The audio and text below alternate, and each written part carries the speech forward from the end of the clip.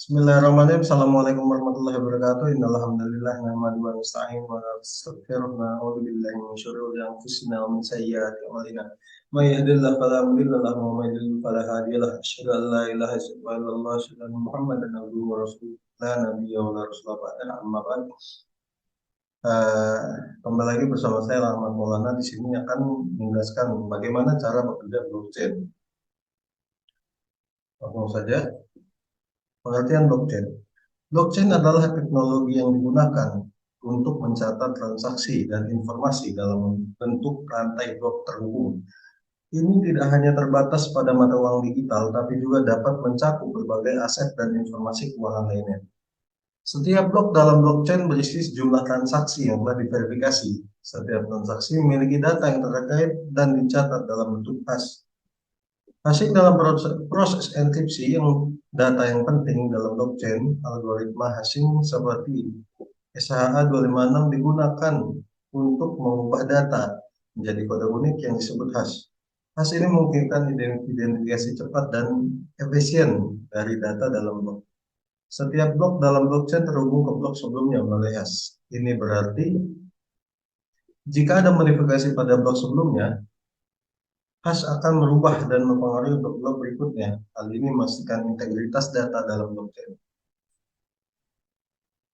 Selain keamanan, blockchain juga menawarkan transparansi. Setiap transaksi yang dicatat ke dalam blockchain dapat dilihat oleh semua pihak yang terlibat,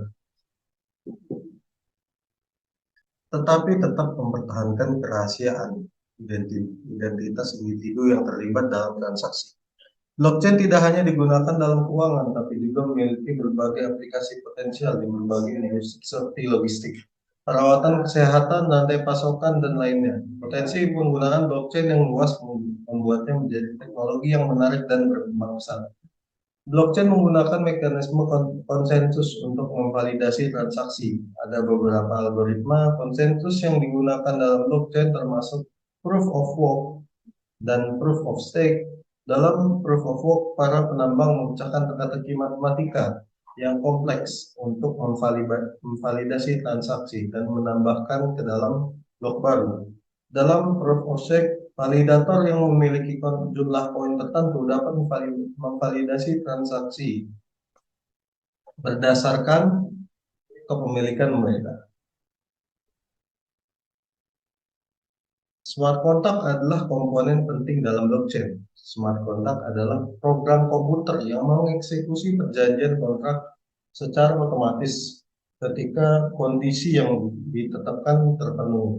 Mereka memungkinkan untuk melakukan transaksi dan mengatur aset digital secara otomatis tanpa perlu perantara.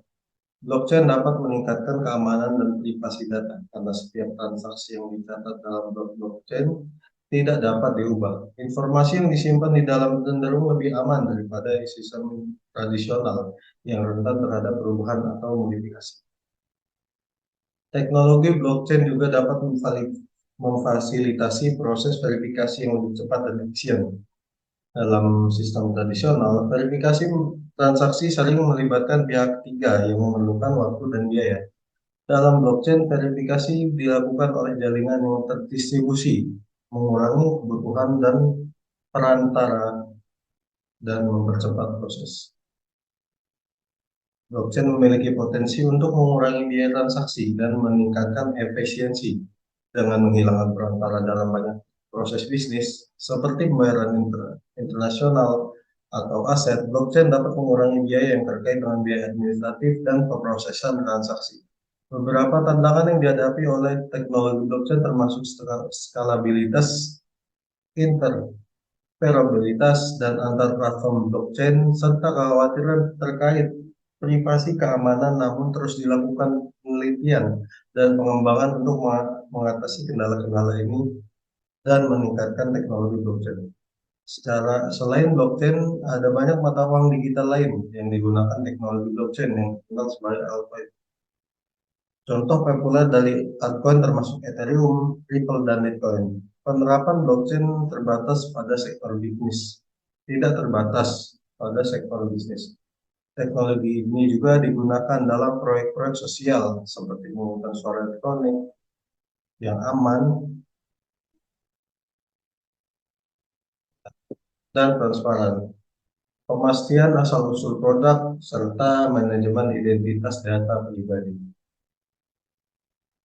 Sekian dari saya, kurang lebihnya mohon maaf. Syukurallah husni ihtimamikum wastima'ikum. Barakallahu fiikum. Assalamualaikum.